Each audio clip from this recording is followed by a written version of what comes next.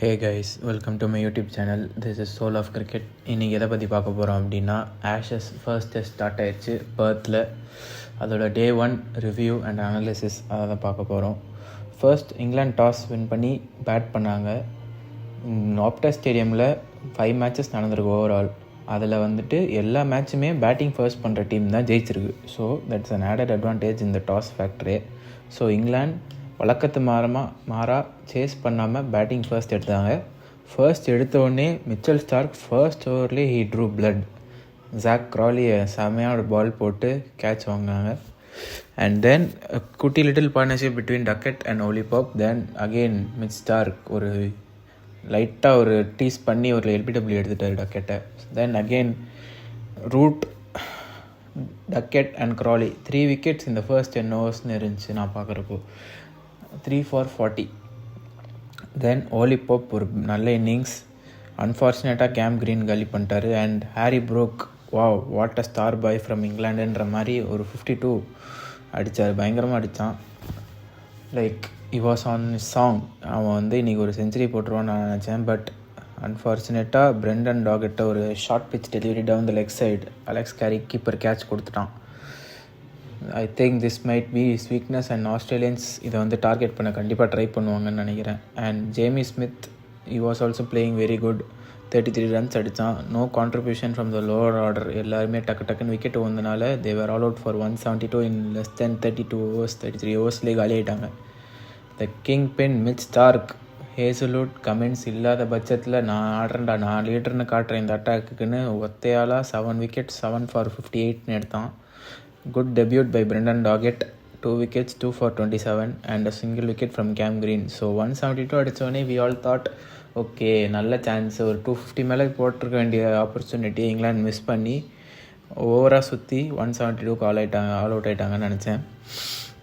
ஏன்னா அப்படி தான் ஆடிட்டு இருந்தாங்க. they were playing good shots, they were getting the singles. At one point they were like 160 for 6 and all. நான் நினச்சேன் அங்கேருந்து ஒரு 220-230 எப்படியாவது வந்துடுவாங்க அப்படின்ட்டு. ஏன்னா they're still Jamie Smith and lower ஆர்டருமே பேட்டிங் பண்ண முடியும். கேஸ் ஆட்கின்சன், பிரைடன் கார்ஸ் எல்லாமே they had their 50s in test cricket. So ஒரு 220 வருவாங்கன்னு நினச்சேன்.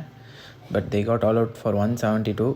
அண்ட் அதுக்கப்புறம் Australian batting okay, they will bat slowly, not the typical English way மாதிரிலாம் bat பண்ண மாட்டாங்க. அவங்க டெஸ்ட் கிரிக்கெட்டில் எப்படி ஆடணுமோ அது மாதிரி ஆடுவாங்க, கரெக்டாக ஆடுவாங்கன்னு பார்த்தா ஃபர்ஸ்ட் ஓவரே Jofra Archer, what a ball. First ball அப்படியே அவுட் ஸ்விங் போட்டு கீப்பரை கொடுத்துட்டு செகண்ட் பாலே ஷாக் பண்ணுற மாதிரி ஃபுல்லர் லென்த்தில் ஜேக் வெதரால் டெபியூட்டன்ட்டுக்கு ஒரு எல்பிடபிள்யூ க்ளீன் அவுட்டு. அதுக்கப்புறம் ஒரு மார்னஸ் லபுஷனும் ஸ்டீவ் ஸ்மித்தும் ஒரு 10 ஓவர்ஸ் கிட்ட பேட் பிடிச்சி குட்டியாக ஆடி பிடிச்சாங்க. பட் அகெயின் ஜோஃப்ரா ஆர்ச்சர் ஒரு ப்ரில்லியன்ட் டெலிவரியில் மார்னஸ் லபுஷனை அவுட் பண்ணிட்டாரு.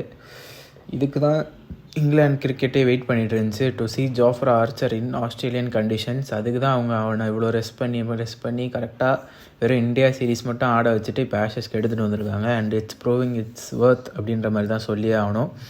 And surprisingly Brydon Carse also ரொம்ப பிரில்லியண்டாக போட்டார். நடுவில் ஸ்டீவ் ஸ்மித், உஸ்மான் கவாஜான் 2 வெரி இம்பார்ட்டண்ட் விக்கெட்ஸ் எடுத்தார் இங்கிலாண்டுக்கு. And the man of the moment for England as always the captain Ben Stokes அந்த மிடில் ஆர்டரையும் லோவர் மிடில் ஆர்டரையும் தடபுடல் பண்ணி ஒரு 5 விக்கெட்ஸ் ஃபார் 23 runs. எல்லா main important wickets, Head, Green, Carey, Starc, இவங்க எல்லா விக்கெட்டையும் தூக்கி இப்போது at the end of day's play 123 for 9 அப்படின்னு ஆஸ்திரேலியாவை they been put back against the wall அப்படின்ற மாதிரி. ஐ கெஸ் எனக்கு தெரிஞ்சு நாளைக்கு காலையில் எடுத்தோடனே ஒரு 20 மினிட்ஸ்க்குள்ளே ஆல் அவுட் ஆகிடுவாங்க ஆஸ்திரேலியா. ஒரு 40 runs டபுள் லீடோடு போவாங்க England. So what England should do to get ahead of the test match, first innings மாதிரி ரொம்ப ரேஷ் ஷாட்லாம் ஆடி அவுட் ஆகாமல் ஒரு நல்ல பார்ட்னர்ஷிப் பில்ட் பண்ணி if they can get a lead above 300, 350 and above lead எடுத்துட்டாங்க அப்படின்னாலே England has a very good chance of winning this test match and creating history. After 10 years கழித்து ஆஸ்திரேலியாவில் ஜெயிக்கிற ஒரு மேட்சாக இது அமையறதுக்கு ஏகப்பட்ட சான்ஸ் இருக்குது. இது வரைக்கும் ப்ரில்லியண்ட்டாக பண்ணியிருக்காங்க England with the ball. And their batters have to back it up with their bat. ஒருத்தர் 2 பேர் நீங்கள் ரேஷாக ஆடுங்க, ஜாலியாக அடித்து ஆடுங்க, அதுதான் பேஸ்பாலோட வே. எஸ், அதுதான் பார்க்க என்டர்டெய்னிங்காக இருக்குது. இந்த மற்ற டீம்லாம் கம்பேர் பண்ணுறப்போ ஸ்டாண்ட் அவுட்டாக தெரியுது அந்த அக்ரெசிவ் குவாலிட்டி தான். பட் அடித்து ஆடுறதும் சரி, ஒரு 2 பேர் இப்போ ஜோ ரூட் மாதிரி ஒருத்தன் அப்படின்லாம் இருக்கிறப்போ கொஞ்சம் பொறுமையாக ஆடி ஒரு ஆங்கர் மாதிரி நின்று மற்றவங்களாம் அவனை சுற்றி அக்ரெசிவாக ஆடினா சூப்பராக இருக்கும். If England can get a lead above 350, I say we are seeing history after 10 years in Australian soil. England 1-1 போவாங்க செகண்ட் டெஸ்ட்டுக்கு. Let's see what happens in day 2. And day 2ஓட ரிவ்யூமே நான் பண்ண ட்ரை பண்ணுறேன். ஸோ தேங்க்யூ ஃபார் வாட்சிங். Will see you in the next video.